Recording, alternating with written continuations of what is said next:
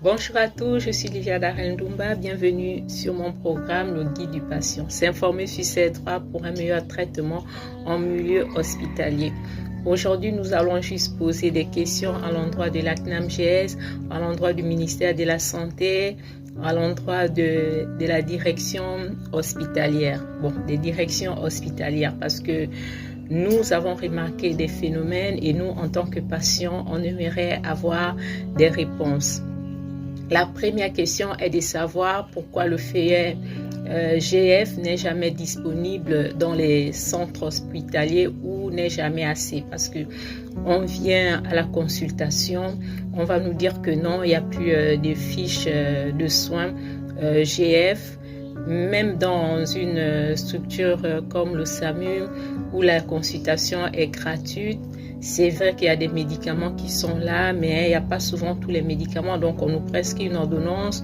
Vous demandez au personnel soignant de mettre sur le feuillet de la CNAMGS. On va vous dire que non, il n'y a pas de feuillet à CNAMGS pour les GF.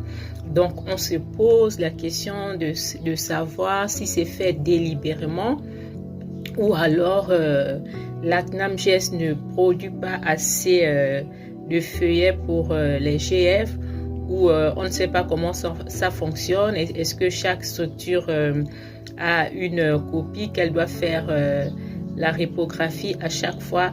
Là, on s'interroge, on aimerait avoir des réponses. Pour ceux qui veulent répondre, vous pouvez répondre en commentaire. Et la deuxième question est de savoir pourquoi souvent la CNAMGS n'est pas acceptée dans les structures hospitalières publiques. Donc vous venez en consultation ou vous voulez faire un examen ou une radio, on va vous dire que non, pour le moment on ne prend pas la CNAMGS. Venant d'une structure privée, on peut accepter, on se dira que oui, peut-être que la CNAMGS doit.